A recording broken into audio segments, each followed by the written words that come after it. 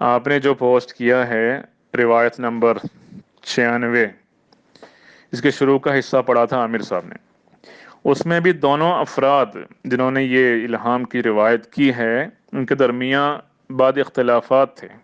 हफ्त का लफ्ज़ है, हश्त का लफ्ज़ है, मुख्तलिफ ही अमर था ये। और इसी सफ़े में इल्हाम के अल्फाज पर इख्तिलाफ का तफसीली ज़िक्र मौजूद है। और उसके अगले सफ़े में देखें, इस रिवायत के आखिर तक पढ़ें। उसके आखिर में ये लिखा है कि इस रिवायत की मज़ीद तशरीह के लिए देखें हिस्सा दोम रिवायत नंबर 314। अब आइए 314 वाली रिवायत को पढ़ लेते हैं हम पूरी। ये मैं पोस्ट कर देता हूँ, फिर हम पढ़ लेते हैं। रिवायत नंबर 314। बिस्मिल्लाहिर्रहमानिर्रहीम। पीर सिराजुल हक नौमानी ने मुझसे बयान किया कि जो सीरतुल महदी हिस्सा अव्वल में मियाँ अब्दुल्ला साहब सनूरी की रिवायत से हजरत का इल्हाम दर्ज हुआ है कि सल्तनत बरतानिया ता हफ्ते साल बादज़ा बाशिद खिलाफ इख्तिलाल। और हाजी अब्दुल मजीद साहिब की रिवायत दर्ज हुई है कि सल्तनत बरतानिया ता 8 साल बादज़ा अय्याम ज़ौफ़ व इख्तिलाल। ये मेरे ख्याल में दुरुस्त नहीं है। पीर सिराजुल हक साहब नौमानी फरमा रहे हैं कि मेरे ख्याल में दुरुस्त नहीं है। मैंने हजरत साहब से ये इल्हाम इस तरह पर सुना है कि क़ुव्वत बरतानिया ता 8 साल बादज़ा अय्याम ज़ौफ़ व इख्तिलाल। मैंने उसके मुताले हजरत से अर्ज़ किया कि इसमें रूहानी और मजहबी ताकत का जिक्र मालूम होता है। यानी 8 साल के बाद सल्तनत बरतानिया की मजहबी ताकत यानी ईसाइयत में ज़ौफ़ नुमाया रोनमा हो जाएगा और सच्चे मजहब यानी इस्लाम और अहमदियत का गलबा शुरू हो जाएगा। हजरत ने फरमाया जो होगा वो हो रहेगा, हम पेश अज़ वक्त कुछ नहीं कह सकते। खाकसार अर्ज करता है, यानी साहिब तालीफ मुअल्लिफ खुद बता रहे हैं कि खाकसार अर्ज करता है कि मेरे राय में अल्फाज इल्हाम के मुतालिक पीर साहिब की रिवायत दुरुस्त मालूम होती है। तो आपका एतराज़ ख़त्म हो गया है, ठीक है। जहाँ से आपने एतराज़ किया वहाँ उसके जवाब और तफसील उसकी मौजूद है। एतराज़ की कोई गुंजाइश नहीं है। हाँ, अगर आप ये पूछते हैं कि फिर शुरू में दो उनके साथी थे, हवा सहाबी थे, उन्होंने आकर ऐसी बात क्यों कही जबकि तीसरे ने आकर कहा ये नहीं है, असल में ये अल्फाज है। तो भाई ये एतराज़ सहाबा पर पड़ता है। ऐसी ही कई बातें अहादीस की किताब में मौजूद है। मैं एक मिसाल आपके सामने रखता हूँ। हज़रत उमर बिन ख़त्ताब रज़ियल्लाहु अन्हु की वफ़ात से पहले, उनकी जब वो हालत थी कि अनकरीब वफ़ात होने वाली थी, तो हज़रत सुहैब रज़ियल्लाहु अन्हु मिलने आए और रोने लग गए। तो हज़रत उमर रज़ियल्लाहु अन्हु ने फरमाया, या सुहैब अतबकी अलैया वक़द क़ाल रसूलुल्लाह सल्लल्लाहु अलैहि वसल्लम इन्नल मय्यित युअज़्ज़बु बिबादि बुकाई अहलिही अलैहि। ए सुहैब, क्या आप रो रहे हैं मेरे ऊपर?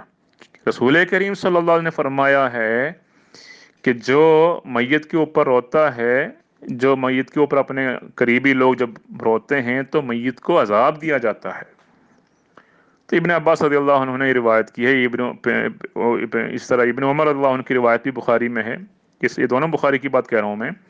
अन इब्न उमर अन अबीह रज़ियल्लाहु अन्हुमा अन नबी सल्लल्लाहु अलैहि वसल्लम क़ाल अल मय्यितु युअज़्ज़बु फ़ी क़ब्रिही बिमा नीहा अलैहि, के मैयत अपने कब्र में अजाब दिया जाएगा जिस उसके ऊपर रोने की वजह से। अब आगे देखें। अब बात यह है कि ये हदीस के मैयत पर रोने से अजाब दिया जाता है, ये वाली बात हज़रत उमर अल्लाह उनकी वफ़ात के बाद, ये उसी हदीस का हिस्सा है। मैं पूरा पढ़कर नहीं सुना रहा, बेशक हदीस पेश करूंगा आपको आप चाहते तो। सही बुखारी किताबुल जनाइज़ की हदीस है। जब ये बात हज़रत उमर अल्लाह की वफ़ात के बाद हज़रत आयशा रज़ियल्लाहु अन्हा के सामने जिक्र हुई, ये इस बात का जिक्र हुआ, तो आयशा रज़ियल्लाहु अन्हा फरमाती है, क़ालत रहिम अल्लाह उमरा, अल्लाह उमर पर रहम फरमाए, मा हद्दस रसूलुल्लाह सल्लल्लाहु अलैहि वसल्लम इन्नल्लाह ला युअज़्ज़िबुल मुअमिन बिबुकाई अहलिही अलैहि। रसूल करीम सल्लल्लाहु अलैहि वसल्लम ने हरगिज़ ये नहीं फरमाया था कि किसी मैयत को उसके अहल का उस पर रोने की वजह से अज़ाब दिया जाएगा। वलाकिन रसूलुल्लाह सल्लल्लाहु अलैहि वसल्लम क़ाल, लेकिन रसूल करीम सल्लल्लाहु अलैहि वसल्लम ने फरमाया था, इन्नल्लाह लयज़ीदुल काफ़िर अज़ाबन बिबुकाई अहलिही अलैहि, काफिर को अल्लाह ताला अजाब देगा वो अगर अपने मैयत पर रोता है तो। आम मोमिनों के लिए नहीं है ये। वक़ालत हस्बुकुमुल कुरान, आप कम से कुरान तो पढ़ लेते। वला तज़िरु वाज़िरतुन विज़रा उख़रा, हदीस के अल्फाज हैं। देखें, تو حضرت सुहैब की बात, हजरत इब्न उमर की बात, हजरत उमर रज़ियल्लाहु अन्हु की बात, इन सब ये इन्होंने सल्लल्लाहु अलैहि वसल्लम की एक हदीस को उमर अल्लाह ने जो बयान किया है, उन्हीं अल्फाज के साथ वो हदीस दुरुस्त नहीं थी। हजरत आयशा ने उसकी दुरुस्ती फरमाई हज़रत सल्लल्लाहु अलैहि वसल्लम उमर अल्लाह की वफात के बाद।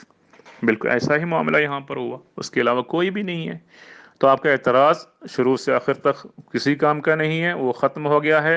अच्छा कि आपने बात पेश की ताकि ये बातें बयान करने का मौका मिल गया है। सिर्फ एक और बात का भी मुख्तसर जवाब देकर मैं आज की बातें ख़त्म करता हूँ। आपने कहा था जब मैंने दौरान गुफ्तगू मौलवी मोहम्मद हुसैन साहब बटालवी की कब्र के बारे में पूछा ताकि बताएं और आइंदा जाते ये हो तो मैं भी जाकर तो देख लूँ, तो आप फिर वफात की बातों पर आई, उनकी वफात कैसे हुई, कई और बातों की तरफ आए। साफ बोल लेते हैं कब्र नहीं है तो काम खत्म, तो लंबी चौड़ी बात की कोई ज़रूरत नहीं थी। देखिए मैं 12 साल कादियान में रहा, बटाला में चलता फिरता रहा, कभी भी एक बार भी मोहम्मद हुसैन बटालवी का नाम नहीं सुना। कब्र तो बात की बात, नाम नहीं सुना। जबकि कादियान के आम लोगों की का तज़किरा वहाँ बटाला में होता रहा, जिसके लिए मैं खुद गवाह हूँ, मुझे किसी दलील की ज़रूरत नहीं है। जो मैं कहता हूँ अल्लाह शाहिद है उस पर। देखिए वफ़ात के वक्त, अगर मोहम्मद हुसैन बटालवी की वफ़ात के वक्त सूरह फजर की जो आखिरी आयत उन पर दोबारा नाजिल हुई थी, तो इसको मेरे पास की कोई दलील नहीं है और आपके पास होता पेश करें कि उन्होंने ये बात किसी को बताई है, तो कहाँ से सुना, किसने बताई, ये आपके पास दलील होनी चाहिए। उसके मुकाबले मैं आपको एक वीडियो यहाँ पोस्ट करके देता हूँ अभी, ये मोहम्मद हुसैन बटालवी के नवासे की बात है, वो क्या बता रहे हैं। तो वीडियो पर पूरा सुनने की जरूरत नहीं, मैं नीचे लिख दूंगा कौन से मिनट से, देखना उसमें लिखा होगा, उतने मिनट की या सेकंड की बातें सुन ले ताकि ज़्यादा वक्त ज़ाया ना हो। उससे पता लग जाएगा कि मोहम्मद हुसैन बटालवी की क्या हकीकत रही। क्योंकि आपने ही फरमाया कि उनके घर की जो रिवायत होती है वो बड़े मुदल्लल होती है, तभी तो आपने सीरतुल महदी की इतनी देर तक सारे हवाले सीरतुल महदी से पेश किया, इसलिए कि उसके मुअल्लिफ हज़रत बानी जमात अहमदिया के फर्जंद हैं। तो देखें मोहम्मद हुसैन बटालवी के नवास क्या कहते हैं, मैं आपको यहाँ पोस्ट करता हूँ। मुनाजरे के दौरान जो वीडियो पेश की गई उसका दुरानिया 17 मिनट्स 58 सेकंड है। मैं सिर्फ ज़रूरी हिस्सा यहाँ पर लगा रहा हूँ। तशरीफ रखे और खुद इनके मुंह से इनका तारीफ सुने। अस्सलाम वालेकुम वरहमतुल्लाह। जैसा कि बताया गया है, मेरा नाम शेख सईद अहमद है और मौलवी मोहम्मद हुसैन बटालवी मेरे नाना हैं। मेरी वालदा का नाम अमतर रऊफ है।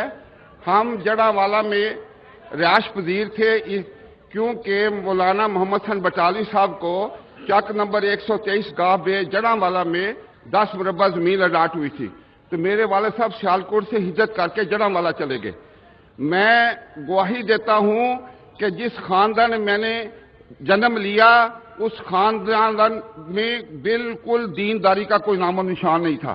मुझे खुद समझ नहीं आती थी कि मैं अहमदियत की तरफ क्यों माइल हो गया हूं, जबकि मेरे अंदर कोई ऐसी खूबी नहीं। मुझे अल्लाह ताला ने खींच कर इस तरफ लेके आया। बाद में मुझे ये पता चला कि मौलवी मोहम्मद हुसैन बटालवी से मेरा कोई ताल्लुक है, वो मेरे नाना हैं। फिर मैंने ये जुस्तजू की कि मैं पता करूं क्या हालात रहे हैं। फिर जो इन्होंने फरमाया एन बैन दुरुस्त है। सिर्फ मैं थोड़ी सी एडिशन करना चाहता हूं, वो ये है कि जो लड़कों का हाल हुआ, अब उनके पोते का क्या हाल हुआ। एक सिलसिला चला है तबाही का। मेरे बड़े भाई कर्नल थे आर्मी में 1958 में, वो कराची में सब मार्शल एडमिनिस्ट्रेटर थे। तो उनको इतला मिली कि एक कोठी के अंदर मंशियात का काम होता है। वो रेड पार्टी तश्कील दी गई। जब वहां कोठी का मुहासरा किया गया, सबसे पहला जो शख्स निकला कोठी से बाहर वो अहमद हुसैन साहब किसर मौलवी मोहम्मद हुसैन का लड़का था। वो बदमाशी के लिहाज से उसका नाम सईद टुंडा था। उस नजरें उसने नीचे कर ली, पकड़ा गया, सजा हुई। उनका दूसरा पोता चोर था, वो 22 चोरियों में गिरफ्तार हुआ। एक पोता था वो जर्मनी में आ गया। इस तरह उनके खानदान की बिल्कुल सफासी से मिट गया। अब उनका हाल ये है कि 2 पोते जिंदा हैं। एक का नाम फारूक है, एक का नाम अवैस है। फारूक जो एडिक्टेड है, हीरोइन पीता है, 3 साल कबल मुझे लाहौर में मिला था। और उसका जो छोटा भाई है वो ना मर्द है ना औरत, जैसा कि फरमाया गया है। देखें, मोहम्मद हुसैन बटालवी की तो आप इतनी बड़ी तारीफ कर रहे थे, तो कहाँ है उनकी कब्र? आप वो कह रहे हैं बुजुर्गान की हर एक कब्र तो नहीं हुआ करती, उनकी यादें होती है, तो यादें कहाँ हैं? वो भी नहीं है। अगर मोहम्मद हुसैन बटालवी का नाम है तो सिर्फ हज़रत मिर्ज़ा साहब की किताबों के हवाले से। देखें, कादियान बटाला से गालिबन 11 मील के फासले पर है, वहाँ हज़रत मिर्ज़ा साहब की कब्र है, जिनकी वफ़ात मोहम्मद हुसैन बटालवी से पहले हो चुकी है। और बटाला में कौन सी ऐसी आफत आई है, या जलजला आया या तूफान आया, जो कादियान उसका ज़ेर असर ना आया हो, और बटाला की कब्र ख़त्म हो गई और कादियान की कब्र जिंदा रही? इसकी दलील आप पेश करें। फिर कहाँ गए उनके मुरीद, जिनको हुक्म था अल्लाह ताला की तरफ से, उज़कुरू अमवातकुम बिल खैर, अपने मौता को, जो वो फौतशुदा लोगों को बेहतर तरीके से याद करो, तो उनकी यादगार तो छोड़ना चाहिए था। बाली एक आखिरी बात मोहम्मद हुसैन बटालवी के बारे में जिक्र करना ज़रूरी है कि आपने मोहम्मद हुसैन बटालवी की एक शानदार खिदमत का जिक्र किया है उनके मुरीद होने की हैसियत से, कि उन्होंने सारे हिंदुस्तान में फिरकर उलमा से मिलकर कुफ्र का फतवा तैयार कराया हज़रत मिर्ज़ा साहब के खिलाफ। ये बड़ा अच्छा काम उन्होंने किया 1891 में। मोहम्मद हुसैन बटालवी ने जो काम किया है उसकी उसके बाद कोई नज़ीर नहीं मिलती, लेकिन उससे पहले उसकी नज़ीर मिलती है हमें। मोहम्मद हुसैन बटालवी ने जो काम किया 1891 में, जिसका आपने जिक्र किया है, वो अजीमुशान काम, उसकी नज़ीर तारीख़ इस्लाम में मिलती है 26 सफ़र सन 14 नबवी में। तमाम मशाइख दारुन नदवा कुरैश मक्का में जमा हो गए और फतवा तैयार किया। क्या था वो? उसमें कौन कौन थे? बनी अब्द शम्स, उतबा, शैबा, अबू सुफियान, बनी नौफल से तुआइमत, जुबैर, हारिस, बनी अब्दुद्दार से नदर बिन हारिस, बनी असद से अबुल बुख्तरी, जमा बिन असवद बिन मखजूल जो अबू जहल है, दूसरे कई ख़ानदान से उमैया बिन खल्फ वगैरह, ये सब जमा हो गए। और उनके पास एक शेख था, शेख नजदी कहते हैं, वो उनका मुर्शिद था वो। ये सारे मशाइख मिलकर एक इंसान के खिलाफ फतवा तैयार किया। उस दिन के बाद फिर तारीख में उन कुफ्फारे कुरैश की सुन्नत पर अमल करने की तौफीक पाने वाला वाहिद शख्स आपके मोहम्मद हुसैन बटालवी है।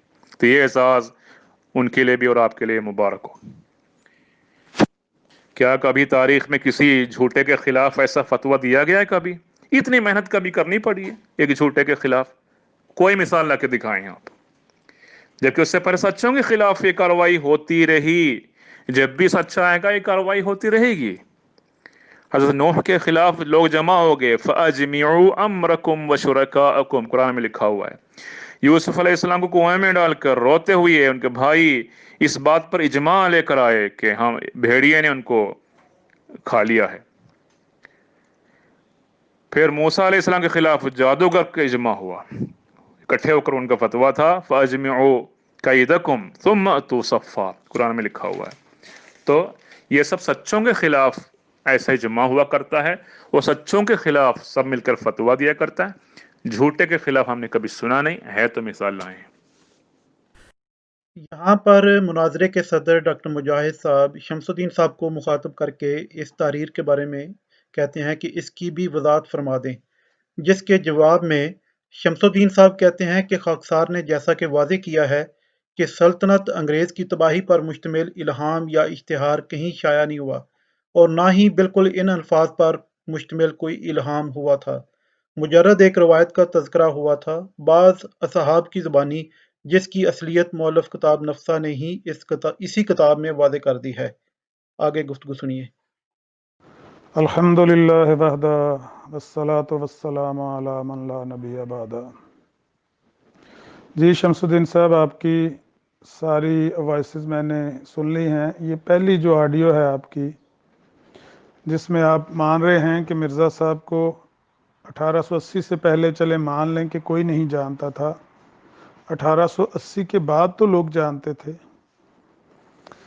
तो शमसुद्दीन साहब, आपने जो कुरान की आयत पेश की, फ़क़द लबिस्तु फ़ीकुम उमरम मिन क़ब्लिही अफ़ला ताक़िलून, ये आयत आपने 1880 से लेकर 1882 तक के लिए पेश की, यानी 2 सालों के लिए। مرزا صاحب کا یہی چیلنج تھا، کیونکہ معمور من اللہ ہونے کا الہام مرزا صاحب کا 1882 کا ہے نا.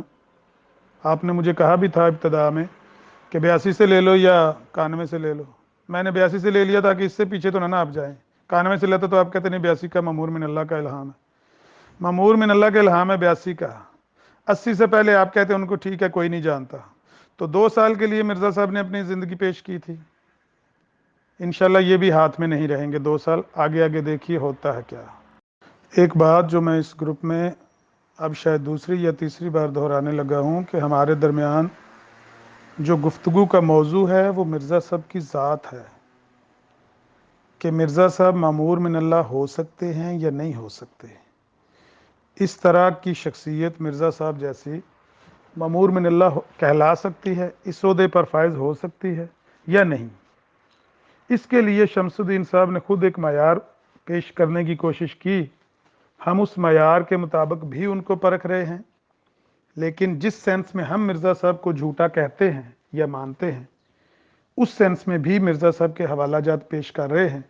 لہٰذا یہ ابہام نہیں پیدا ہونا چاہیے کہ ہم صرف مرزا صاحب کی دعویٰ سے پہلے کی زندگی کو پرکھیں گے، بعد والی زندگی ان کو 7 خون معاف ہیں.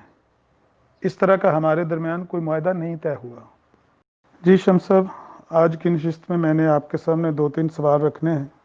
ایک سوال تو یہ ہے جو میں اس آڈیو میں رکھنے لگا ہوں کہ اگر آپ لوگوں کے عقیدے، دھرم، سوسائٹی، کلچر، روایات، معمولات زندگی کے مطابق کوئی شخص اپنے بیٹے کی بیوی، اپنی بہو کو یہ دھمکی دے کہ تمہارے والدین نے یہ کام نہ کیا تو میں تمہیں اپنے بیٹے کے ہاتھوں طلاق دلوا دوں گا، یا اپنے سمدھی کو یہ خط لکھے کہ اگر تم لوگوں نے یہ کام نہ کیا تو میں تمہاری بیٹی کو اپنے بیٹے کے ہاتھوں طلاق دلوا دوں گا، ایسے شخص کو آپ کے معاشرے میں، آپ کے کلچر میں، آپ کے عقیدے میں، آپ کے دھرم میں، آپ کی زندگی کے معمولات میں کیا کہا جاتا ہے؟ وہ بلیک میلر کہلاتا ہے یا اس کو اجازت ہوتی ہے اس طرح کی حرکت کرنے کی؟ جنرل سوال ہے، مرزا صاحب کا اس میں ذکر نہیں ہے، جنرل سوال ہے. اسی طرح سے اگر کوئی بندہ، اگر کوئی مولوی کہہ لیں، چلیں میرے ایک بھائی کہتے ہیں یہ سوال کریں، اگر کوئی مولوی مسجد کے نام پر چندہ اکٹھا کرے، لوگ اس کو چندہ دیں، وہ اس چندے کو اپنی ذاتی ضروریات میں استعمال کرے، اس کو خیانت کہتے ہیں یا نہیں؟ یہ 2 باتوں کا جواب آپ دیجئے گا. یہ خاص اس آڈیو میں اس کو ٹیگ کر کے آپ نے جواب دینا. شمس صاحب یہ آپ کے لیے سوال چھوڑے میں نے. اور پھر جواب میں اگر یہ کہا ہے کہ سراسر بہتان ہے تو ٹھیک ہے، فیصلہ ہو گیا. جب جس کی طرف بات منسوب ہے اس نے خود کہا کہ یہ بہتان ہے تو پھر آپ کو شکایت کس کی رہ گئی ہے؟ کیا آپ کے مرشد مولانا کو اتنا بھی نہیں پتا تھا کہ مرزا صاحب سارے الہامات باقاعدہ لکھا کرتے تھے، نشر کرتے تھے؟ وہ کبھی دکھا سکتے ہیں یہ والا الہام انہوں نے کہیں لکھا ہو؟ جی شمس صاحب، سوال کا جواب تو آپ کے سامنے دیا ہے. مرزا صاحب نے جو جواب دیا تھا کہ یہ بہتان ہے، آپ کہتے بات ختم ہوگی، بہتان ہے تو بات ختم ہوگی. مرزا صاحب نے کہہ دیا بہتان ہے تو بہتان ہے. الہام مرزا صاحب کا سامنے پڑا ہوا ہے، جو ان کا بیٹا ثبوت دے رہا ہے کہ ہاں میرے ابا جی کا الہام تھا. ابا جی کہتے ہیں بہتان ہے. اب کیا کرنا ہے؟ یہ لوگوں کو آپ کیا بتا رہے ہیں؟ یہ جو لوگ سن رہے ہیں اس گروپ میں، ان کو آپ دلیل کیا دے رہے ہیں؟ ایک سوال تو یہ ہے. دوسرا سوال یہ ہے شمس صاحب کہ مرزا صاحب نے یہ الہام اپنی ساری زندگی کیوں نہیں چھاپا، کیوں نہیں شائع کیا؟ وجہ کیا تھی؟ یہ وہ الہام ہے جس کو مرزا صاحب قرآن کی طرح اس پر ایمان لائے تھے. پتہ ہے آپ کو؟ مرزا صاحب کہتے تھے جو کلام میرے پر نازل ہوا ہے اس پر میں ایسے ہی ایمان لایا ہوں جیسے قرآن پر، تورات پر، انجیل پر، زبور پر. کہیں تو میں حوالہ پیش کر دیتا ہوں.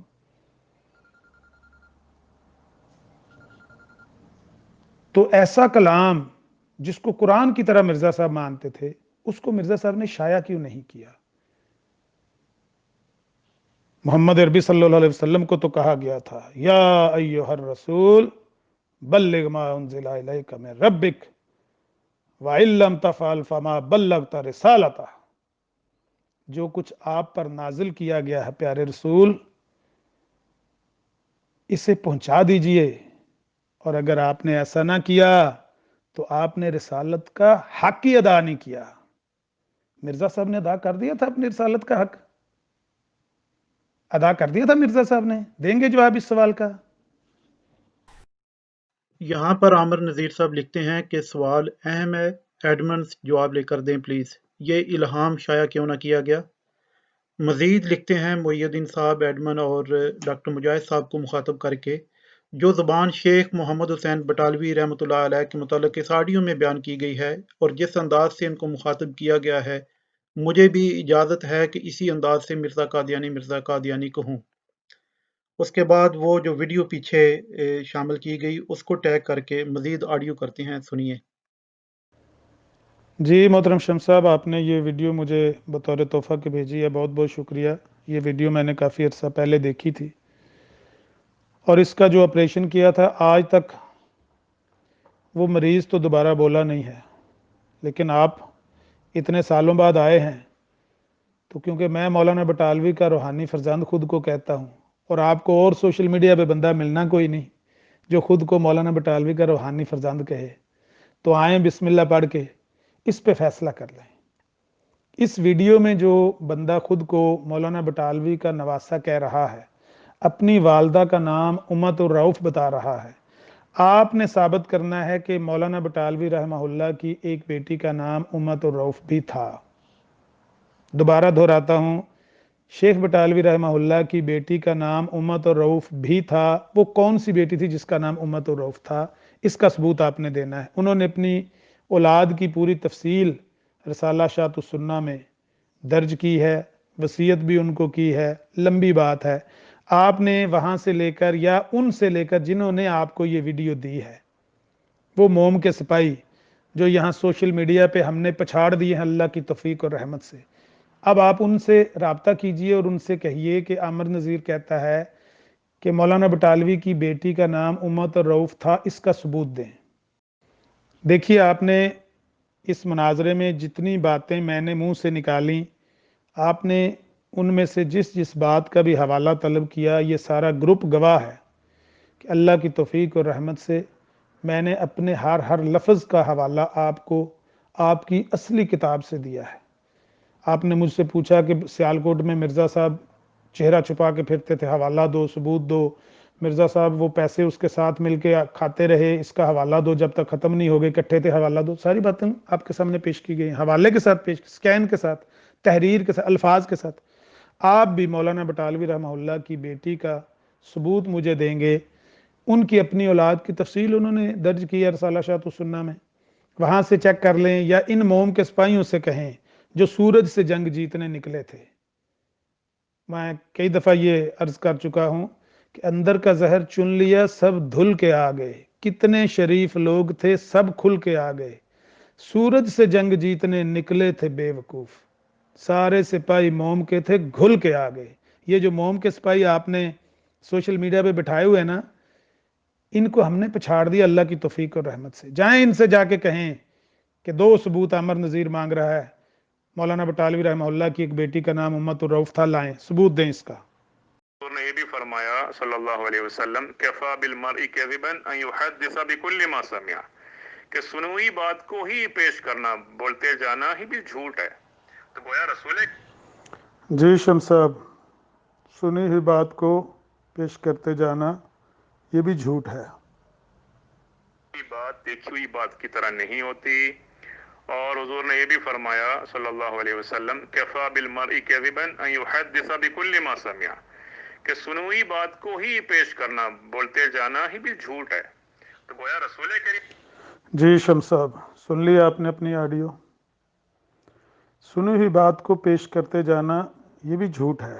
آپ نے حدیث پیش کی ہے، اب ہم آپ کو پیش کرتے ہیں وہ حوالہ کہ ایک بندہ سنی ہوئی بات کو پیش کر رہا ہے، نہ اس کے پاس اس کا کوئی ثبوت ہے، نہ کوئی حوالہ ہے، اور وہ صاف بتا رہا ہے کہ میں سنی ہوئی بات پیش کر رہا ہوں.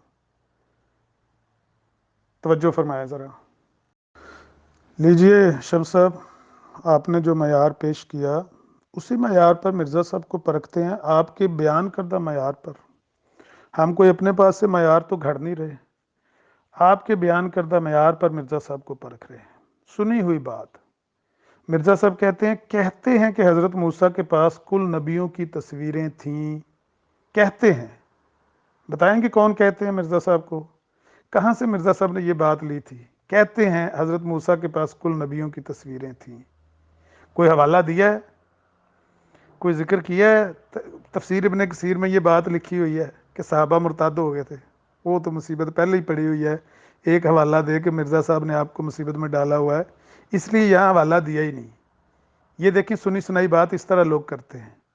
مرزا صاحب آپ کے معیار کے مطابق جھوٹے ثابت ہو رہے ہیں یا نہیں؟ جی شمس صاحب، آج کا یہ، کیونکہ ہر روز میں چاہتا ہوں کہ ایک سوال آپ کے سامنے یا ایک مرزا صاحب کا جھوٹ آپ کے سامنے رکھا جائے. آپ کے سامنے رکھیں گے تو جو سننے والے ہیں وہ فیصلہ کر لیں گے کہ جس بندے نے اتنے جھوٹ بولے ہیں اس کو سچا کیسے مانا جائے. 27 دسمبر 1906 کا البدر اخبار کھولیں گے تو اس میں لکھا ہوا ہے کہ جتنے لوگ مباہلے کے لیے سامنے آئے وہ سب کے سب ہلاک ہو گئے.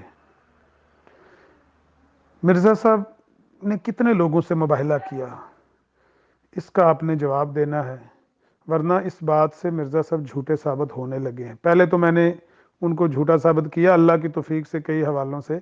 اب اس کا حوالہ آپ نے پہلے اس کا جواب دینا ہے کہ مرزا صاحب نے کتنے لوگوں سے زندگی میں مباہلہ کیا تھا اور کن لوگوں کے بارے میں وہ کہہ رہے ہیں کہ جتنے لوگ مباہلے کے لیے مباہلے والے سامنے آئے وہ سب کے سب ہلاک ہو گئے. کیا مراد ہے ان کی؟ کون کون سے بندے کے ساتھ مرزا صاحب کا مباہلہ ہوا تھا؟ اس کا جواب دیجئے، پھر میں آپ کو بتاتا ہوں کہ مرزا صاحب نے اس میں بھی کتنا بڑا جھوٹ بولا ہے. بسم اللہ الرحمن الرحیم. الصلاة والسلام علی خاتم النبیین الذی لا نبی بعدہ، اما بعد. میرا ایک اہم منطقی سوال تھا، اس کا ہمارے عامر صاحب نے جواب نہیں دیا. سوال یہ تھا کہ مولوی محمد حسین صاحب بٹالوی جو کفر کے فتوے تیار کرنے اور دستخط کرانے کے لیے تقریباً پورے ملک میں پھرتے رہے اور بہت محنت کی، تو کیا ان کے پاس اتنی عقل نہیں تھی کہ خدا تعالیٰ کا پیش کردہ معیار افلا تعقلون، یعنی پوری آیت فقد لبثت فیکم عمرا من قبلہ افلا تعقلون پر عمل کرتے؟ انہوں نے کوئی عمل نہیں کیا. کم سے کم کچھ عقل استعمال کرتے، کم از کم تذکرۃ الشہادتین میں مذکورہ چیلنج سن کر ہی تھوڑا ہوش سنبھالتے. نکلتے سیال کوٹ، پوچھتے جاتے، کچہری میں جاتے وہاں پر، اور پھرتے ان گلیوں میں جہاں مرزا صاحب رہا کرتے تھے. صرف 1-2 دن کی کاوش تھی، انہوں نے کوئی ایسی کوشش نہیں کی پوری زندگی. چلو امام الدین سے ملتے، احمد بیگ سے ملتے، نظام الدین سے ملتے، پر کچھ نہیں کیا. اس سے بڑھ کر اور کیا دلیل چاہیے ناظرین آپ کے لیے؟ فقد لبثت فیکم عمرا من قبلہ والی دلیل کے تابع تذکرۃ الشہادتین والا چیلنج قبول کرنے کے لیے کوئی انسان تیار نہیں ہوا. عامر صاحب کی جو دوسری وائس کلپ ہے اس پہ ملاحظہ کریں آپ. ہمارے عامر صاحب کے پاس دلیل نہیں ہے، اس لیے وہ میرے اس جملے کو کہ اگر کوئی نہ بھی جانتا ہو، یعنی اگر والی بات کو تنکا بنا کر سہارا لے رہے ہیں. اور فقد لبثت فیکم عمرن کو صرف 2 سال تک محدود کرنے کی کوشش کر کیا رہے ہیں؟ وہ اپنے روحانی باپ کی نافرمانی کر رہے ہیں. کیونکہ یہ بات درست نہیں ہے کہ مولوی محمد حسین صاحب بٹالوی حضرت مرزا صاحب کو نہیں جانتے تھے. میں نے کہا تھا محمد حسین صاحب بٹالوی جانتے تھے، اور اگر نہ بھی جانتے وہ جملہ معترضہ تھا. تب میری بات چھوڑ دیں آپ اپنے روحانی باپ کی خود ان کی لکھی ہوئی تحریر پڑھیں. ابھی پوسٹ کرتا ہوں اور پڑھ کے دیتا ہوں.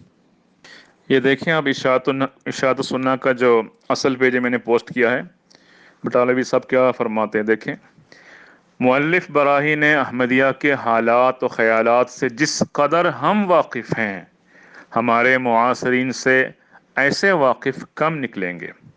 مؤلف صاحب ہمارے ہم وطن ہیں، بلکہ اوائل عمر کے جب ہم قطبی و شرح اللہ پڑھتے تھے، ہمارے ہم مکتب، اس زمانے سے آج تک ہم میں ان میں خط و کتابت و ملاقات و مراسلات برابر جاری رہی ہے۔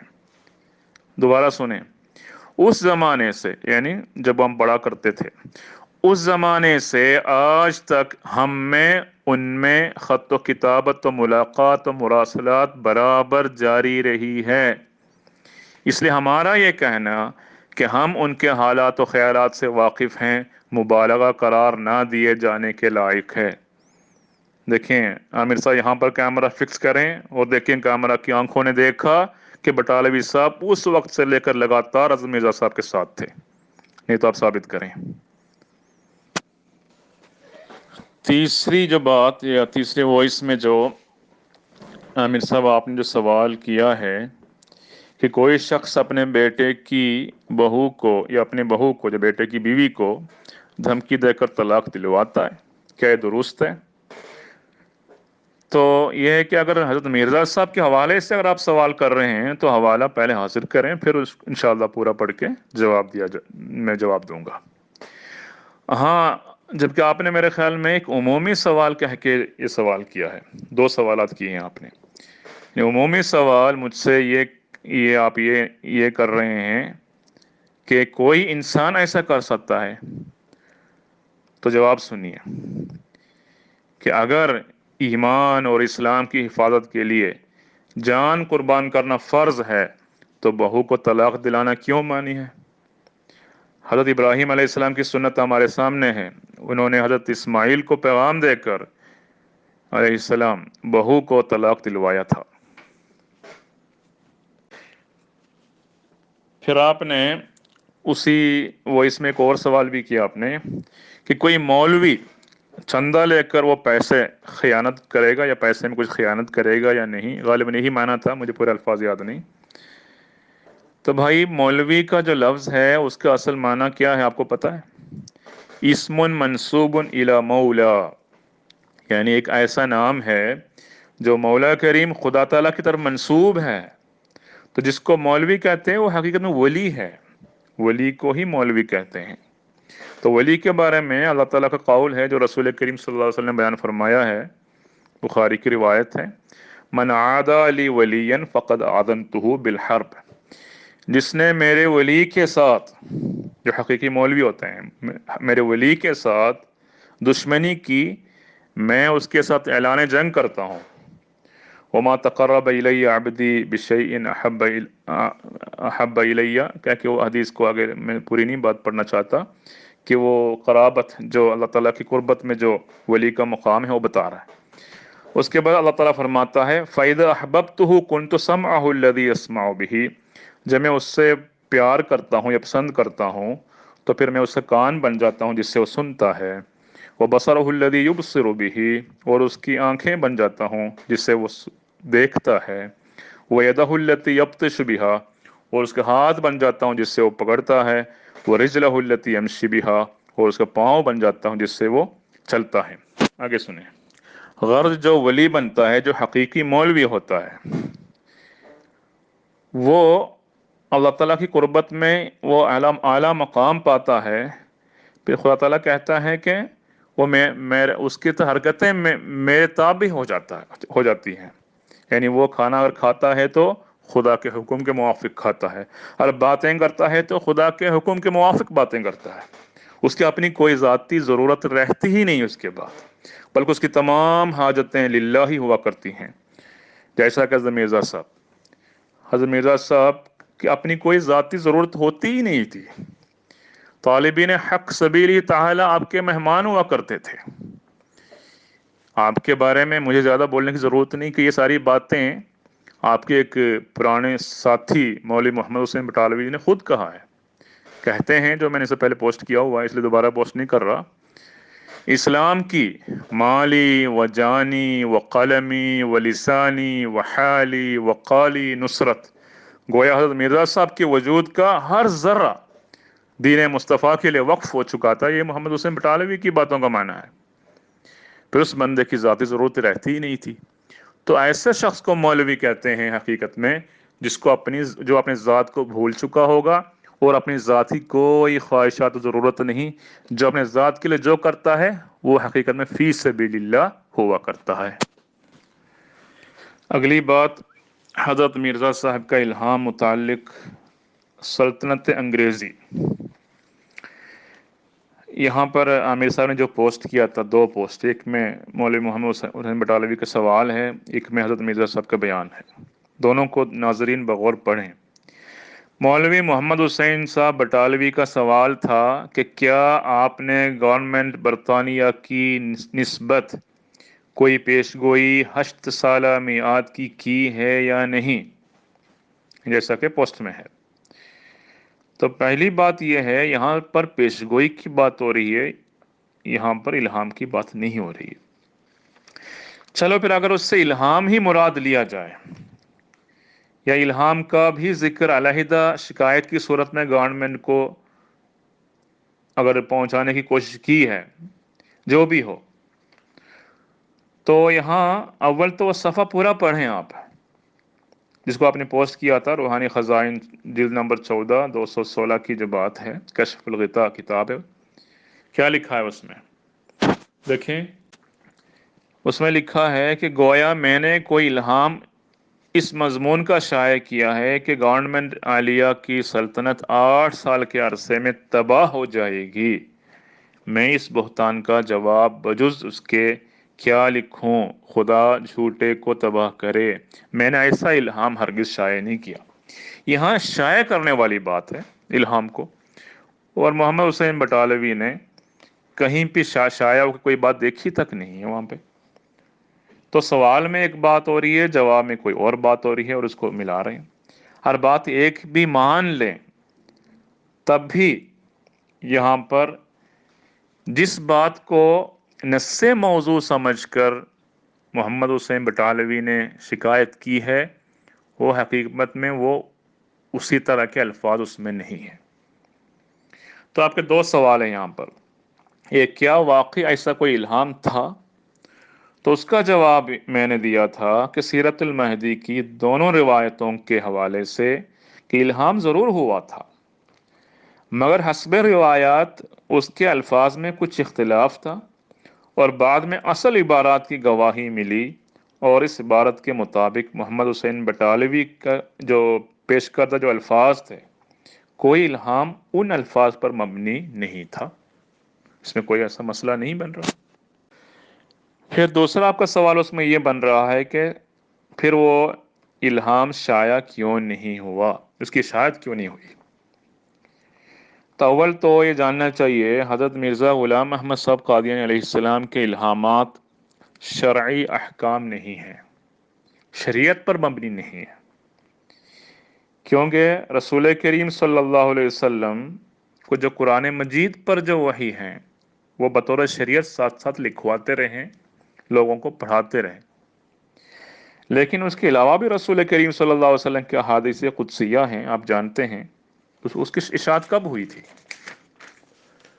اور دوسری بات یہ ہے کہ حضرت مرزا صاحب کے الہامات آپ خود کسی کاپی میں لکھا کرتے تھے، اور بعض دفعہ لکھ چکے ہوتے تھے، اور بعض ضروری اشاعت کے کام کی وجہ سے حسب ضرورت اپنے کام کو مقدم کرتے تھے، تو کبھی وقت پر شائع ہوتا تھا، الہامات شائع ہوتے تھے، کبھی نہیں ہوتے تھے۔ اور یہاں یہ بھی تاریخ میں یہ بات لکھی ہے کہ بعض دفعہ الہام کی کاپی کہیں رہ گئی ہیں اور لمبا عرصے تک اس کی اشاعت نہیں ہوئی۔ تو اس بار اس طرح کی ایک روایت میں آپ کو یہاں پر پیش کرتا ہوں، یہ حضرت مرزا صاحب کے فرزند جلیل ہمارے خلیفۃ المسیح ثانی حضرت مرزا بشیر الدین محمود احمد رضی اللہ عنہ کا بیان ہے، جو تذکرہ کے دیباچے میں مذکور ہے، وہ میں یہاں پوسٹ کرتا ہوں، اس کو پڑھیں کیا فرماتے ہیں۔ حضرت مسلم موعود رضی اللہ عنہ سن 1938 میں ایک خطبہ جو میں فرماتے ہیں، کل اتفاقاً میں بعض شہادتوں کے متعلق پرانے کاغذات دیکھ رہا تھا کہ کاغذات کی پڑتال کرتے ہوئے حضرت مسیح موعود علیہ السلام کے بعض الہامات کی کاپی آپ کے ہاتھ کی لکھی ہوئی مجھے مل گئی۔ اس میں 1894 کے الہامات درج ہیں۔ جہاں تک میں سمجھتا ہوں یہ الہامات چھپے ہوئے نہیں، اور چونکہ یہ تمام کاپی حضرت مسیح موعود علیہ السلام کے اپنے ہاتھ کی لکھی ہوئی ہے، اس لیے سوال پیدا نہیں ہو سکتا کہ بعد میں بنا لی گئی۔ حضرت مسیح موعود علیہ السلام کے خط کو پہچاننے والے سینکڑوں دوست اب بھی موجود ہے، اور وہ گواہی دے سکتے ہیں کہ یہ تمام کاپی حضرت مسیح موعود علیہ السلام کے اپنے ہاتھ کی لکھی ہوئی ہے۔ دیکھیں اس سے تقریباً 5 مہینے کی 17 اگست 1894 سے لے کر 21 دسمبر 1894 تک کے الہامات اس کاپی میں درج تھی، جو پہلے کبھی شائع نہیں ہوا۔ تو اس طرح بعض دفعہ الہامات ساتھ ساتھ شائع نہیں کر پائے، بعض مجبوری، بعض اسباب کے۔ تو یہ ایک واحد الہام تو نہیں ہے کہ جو کبھی شائع نہ کیا ہو تاکہ اس پر اعتراض ہو۔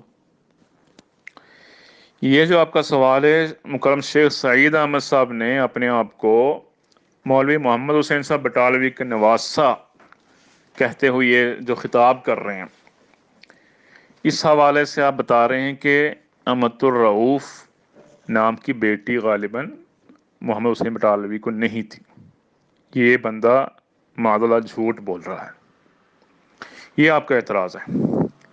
پہلی بات یہ ہے کہ ایک شخص شیخ سعید احمد ان کا نام ہے، 30,000 لوگوں کے مجمع میں، وہ بھی بٹالہ سے 11 میل کے فاصلے میں علی اعلان یہ بات کر رہا ہے کہ وہ محمد حسین صاحب بٹالوی کے نواسے ہیں، تو میرے لیے یہ تو بہت بڑی دلیل ہے۔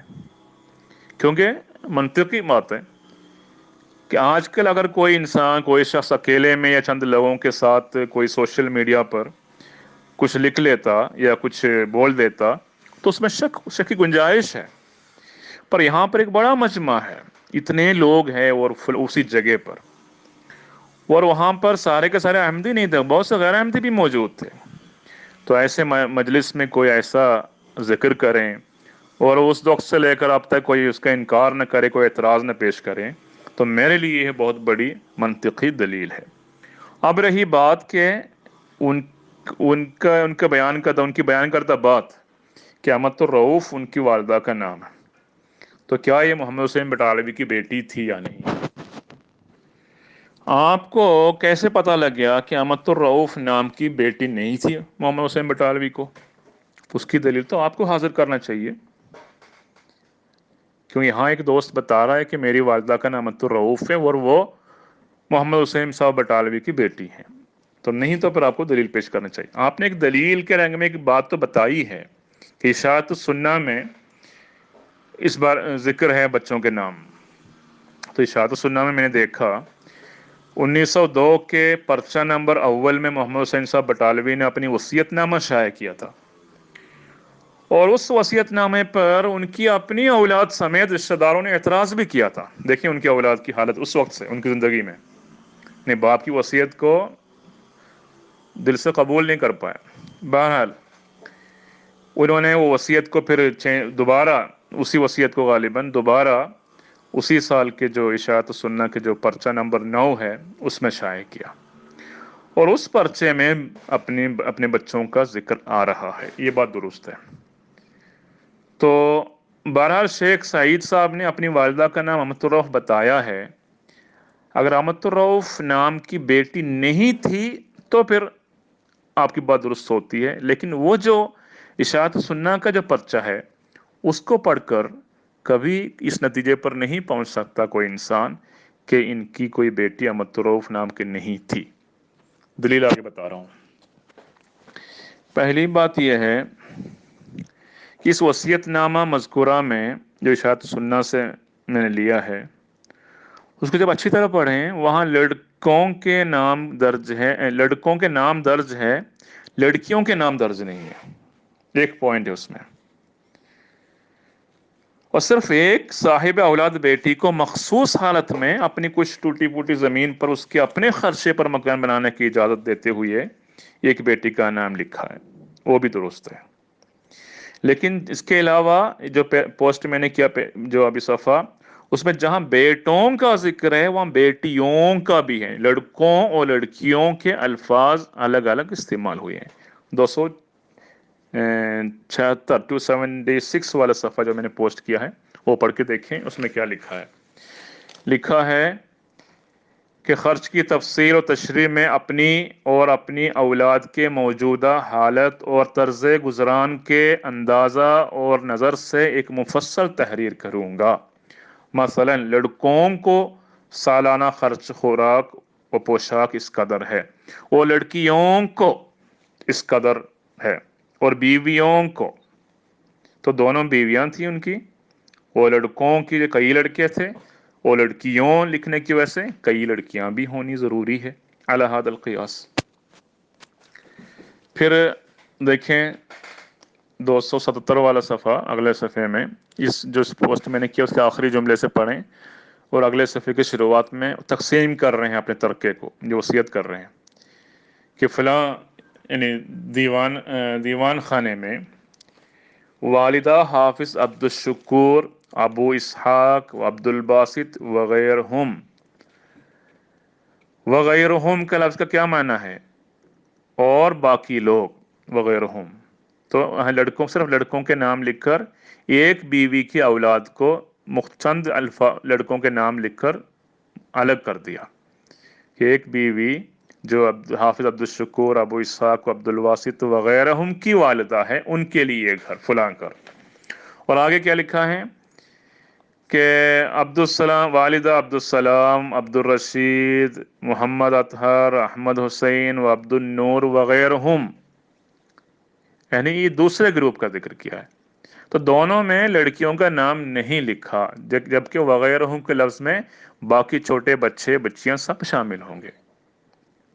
تو یہاں پر بھی صاف واضح ہے کہ سارے بچوں لڑکیوں کے نام یہاں پر نہیں ذکر ہوا اس وصیت میں، وغیرہم کر کے ان کو چھوڑا ہے، سو دو بیویوں سے ہونے والے بچوں کو الگ الگ کر کے تخصیص کی، اتنی سی بات ہے۔ میں نے حدیث کے 2 حدیثوں کے الفاظ آپ کے سامنے رکھا تھا، ایک یہ ہے کہ لیس الخبر کالمعائنتی، سنی ہوئی بات دیکھی ہوئی بات کے برابر نہیں ہوتی یا ایسے نہیں ہوتی۔ دوسری حدیث تھی کفا بالمرء کذبا ان یحدث بکل ما سمع، ایک آدمی کے لیے جھوٹ ہونے کے لیے اتنا ہی کافی ہے کہ وہ سب باتیں بتاتا جائے جو اس نے سن لی ہے۔ تو سنی ہوئی ساری باتیں اس رنگ میں بتانا کہ گویا وہ امر واقعہ ہے اور یقینی امر ہے، جیسا کہ خود مشاہدہ کی ہوئی بات ہے، تو وہ جھوٹ شمار ہوتی ہے، جیسا کہ بٹالوی صاحب نے یہاں پہ کیا۔ اگر محمد حسین بٹالوی صاحب اس طرح بتاتے کہ گورنمنٹ انگریزی کے پاس جا کر کہ کچھ لوگوں سے میں نے سنا ہے کہ مرزا صاحب کو الہام ہوا ہے اس طرح، تو قابل مواخذہ نہیں ہوتے، کیونکہ وہ بات اپنی طرح منسوب نہیں کی، سنی ہوئی بات پر۔ اس کا مطلب یہ ہے جب اس بات کو یقین سے پیش کرتا ہے تب جا کر جھوٹ بنتا ہے، لیکن حکومت کے پاس جا کر سرکاری دستاویز میں انہوں نے شکایت کر کے کہ مرزا صاحب نے پیش گوئی یا الہام شائع کیا ہے، بہت بڑا جھوٹ بولا۔ یہ دونوں میں بڑا فرق ہے نا، یہی حدیث کا مطلب ہے۔ یہاں مرزا صاحب نے یہ نہیں کہا کہ کل نبیوں کی تصویر ہے، بلکہ آپ نے فرمایا کہ کہتے ہیں، پوری بات کو یقین کے ساتھ پیش نہیں کیا، کہتے ہیں کہہ کے بات کو چھوڑا ہے آپ نے، وہ یقینی امر نہیں ہے آپ کی باتوں سے۔ اب کیا کسی نے کہا بھی ہے؟ یہ اگلا سوال ہے۔ آپ پوچھ رہے تھے واقعی کسی نے اس بارے میں بتایا ہے کہ انبیاء کی تصویر کے بارے میں کہیں لکھا ہے کیا؟ ابن کثیر نے لکھا ہے، جیسے ابن کثیر کے حوالہ پہلے انہوں نے ایک جھوٹ حوالہ پیش کیا، یہ کہا کہ دوبارہ آپ ابن کثیر والی بات مجھے یاد دہانی کرائی ہے، تو میں پھر آپ کو یاد کراؤں گا، پھر وہ باتیں اس کی دلیل لے کے آئیں، آپ جو میں نے بات کی اور غلط ہو تو ثابت کریں۔ تو میں اب آپ کو جواب دیتا ہوں، تفسیر ابن کثیر میں انبیاء کی صورت کا واقعہ بھی بیان ہوا ہے، اسی طرح بیان ہوا ہے جس طرح اس میں بعض مسلمانوں کے مرتد ہونے کا حوالہ موجود ہے، ٹھیک ہے؟ اب آپ دیکھیں تفسیر ابن کثیر میں جائیں، سورۃ الاعراف کی تفسیر کھولیں اور آیت الذین یتبعون الرسول النبی الامی الذی یجدونہ مکتوبا عندہم فی التوراۃ والانجیل کی تفسیر پوری طرح پڑھیں تو اس میں ایک لمبی سی روایت ملے گی، اس میں سارے انبیاء کی تصویر پانے ہرقل کے بارے میں، وہ اس میں ذکر ہے، پوری بات اس میں ہے۔ وہ بات مزید تفصیل سے آپ بخاری کی تاریخ والی کتابیں پڑھیں، اس میں بھی ہیں اور بے شمار کتابوں میں ہے. تو کہتے ہیں انہی کی طرح منسوب، انہی لوگوں کی طرح منسوب کر کے آپ نے فرمایا کہتے ہیں، تو کوئی جھوٹ بات، کوئی غلط بات نہیں بتائی. باقی آپ کے جو نیا سوال ہے میں اب نہیں لے رہا، کیونکہ نئے کی طرف اس وقت جاتے ہیں جب پرانی بات حل کر کے جائیں. ٹھیک ہے، تو پرانی بات آپ حل کر کے، اتنی بات جو ہوئی ہیں اس کو آپ توڑ کے دکھائیں، اس کے خلاف دلیلیں لائیں، جواب الجواب لائیں، اس پر تنقیدی بحث کریں، پھر ایک نتیجے پر پہنچنے کے بعد پھر نئی بات کی طرف جائیں گے. روز نئی بات کہہ کے آپ نے ایک نئی بات پیش کی ہے تو درست نہیں ہے، اس سے مناظرہ نہیں ہوتا. عامر صاحب اصل میں بات جو مجھے آپ کو اسلوب جو ہے نا باتوں کا جب پتہ لگا، اگر شروع دن پتہ ہوتا تو شاید میں آپ سے بات نہیں کرتا، کیونکہ میرا تجربہ ایک مناظرہ ہوتا ہے علمی دلائل پر مبنی بحث یا بات، وہ آپ کے ساتھ نہیں ہو رہی. آپ کچھ باتیں پیش کر کے ہیں، ان کے جواب سنتے یا تو کہیں وہاں سے نکل جاتے، کسی اور بات کی طرف جاتے ہیں. دلائل سے توڑ کر بات کو توڑنا، جواب الجواب دینا، تنقیدی نظر سے اس کو دلائل کے ساتھ ثابت کرنا، یہ آپ کر نہیں رہے. ٹھیک ہے نا، اس لیے مجھے پہلے پتا ہوتا تو نہیں کرتا، لیکن اب میں اس لیے قائم رہا ہوں کہ مجھے بہت سے لوگوں سے ذاتی رابطے میں اطلاع مل رہی ہے کہ جو دلائل میں پیش کرتا ہوں اس سے کافی لوگوں نے فائدہ اٹھایا ہے. اس میں غیر احمدی بھی ہیں اور احمدی بھی ہیں جو اپنے آپ بتا رہے ہیں ہمارا ایمان تازہ ہو گیا. تو الحمدللہ جتنی باتیں میں نے کی ہے اس کا بڑا فائدہ ہوا ہے، اس سے لوگوں نے بہت فائدہ اٹھایا ہے. اس وجہ سے مجھے اللہ تعالیٰ کا شکر ادا کرنا چاہیے، اور آپ کے لیے بھی شکریہ. باقی انشاءاللہ آپ ان باتوں کو ختم کریں، پھر آگے انشاءاللہ دیکھیں گے. السلام علیکم ورحمۃ اللہ. یہاں پر میرا مخاطب ایڈمن صاحب ہے، انہوں نے یہاں پہ یوٹیوب کے جو ویڈیو یہ یہاں پہ پوسٹ کیا ہے، میں نے تو ابھی تک چیک نہیں کیا، وقت نہیں ملا، لیکن مجھے پتہ نہیں کیا جب دو دوستوں کے درمیان مباحثہ چلتا ہے یا مناظرہ ہو رہا ہوتا ہے تو وہ ویڈیو بننے سے پہلے دونوں طرف سے نہیں بات کر کے منظوری لی جائے؟ کہ مجھ سے کسی نے پوچھا نہیں کہ ایسا ویڈیو بنانا ہے کہ نہیں، کہ آپ تیار ہیں، راضی ہیں؟ تو مجھے پتہ نہیں ہے بات کر سکتا ہے کہ نہیں قانونی طور پر، بہرحال مجھے ایک شک تھا، اس لیے میں ایڈمن صاحب کو پوچھ رہا ہوں. دوسری بات یہ ہے کہ مجھے کیا یقین ہے، ثبوت ہے، کیا جو باتیں ہوئی ہے پوری کی پوری باتیں اس میں آ گئی ہیں؟ کیا وہ پوسٹ اور صفحات جو ہم نے پوسٹ کیے ہیں کیا وہ سب اس میں شامل ہے کہ نہیں؟ یہ بھی میں نے ابھی دیکھا نہیں ہے. تو ایڈمن صاحب نے اگر دیکھ لیا ہو تو اس بارے میں برائے کرم مجھے ذرا تفصیل سے مختصر اس بارے میں تھوڑی سی بات بتا دیں تاکہ تسلی ہو انشاءاللہ، کیونکہ میرے لیے پہلا تجربہ ہے، سابقہ کا تجربہ نہیں ہے. اس لیے امید ہے کہ آپ سمجھ کر، بات کو سمجھ کر جس مجھے تسلی کرائیں گے. جزاک اللہ. وعلیکم السلام ورحمۃ اللہ وبرکاتہ. تمام مسلمان بھائیوں کو سلام. جی محترم شمس صاحب، بات یہ ہے کہ یہ جو ویڈیوز ہیں یہ سیم ٹو سیم یہی کارروائی ہے جو گروپ کی میں چل رہی ہے. اس میں کوئی ذاتی کومنٹس یا کوئی ایڈیشن یا کوئی ایڈٹ کرنا وہ اس میں شامل نہیں ہے. تو سارے آپ کے جو سیم ٹو سیم وائسز ہیں وہی یہاں پہ ہیں. تو میرا خیال ہے اس میں کوئی کاپی رائٹس کا کوئی مسئلہ نہیں ہے، کیونکہ یہ اسی گروپ میں پیسٹ کیا گیا ہے تاکہ جو پچھلے احباب ہیں جو پہلے موجود تھے اس کے بعد جو آ رہے ہیں وہ ایک سلسلہ ان کو سارا پتہ ہو کہ کیا گفتگو ہو رہی ہے. اور اگر اس پہ کوئی آپ کو آبجیکشن ہے تو آپ اس کو چیک کر کے بتا دیجئے گا، اور ان شاء اللہ تعالیٰ آپ کو کوئی فرق نہیں ملے گا. شمس صاحب نے ڈاکٹر مجاہد صاحب کو مخاطب کر کے لکھا جزاکم اللہ. دیکھیں گے انشاءاللہ، کوشش ہوگی کہ کسی احمدی دوست کے ذریعہ بھی ویڈیو تیار کر کے محفوظ رکھی جائے انشاءاللہ. اور ڈاکٹر صاحب نے جواب دیا جی ضرور.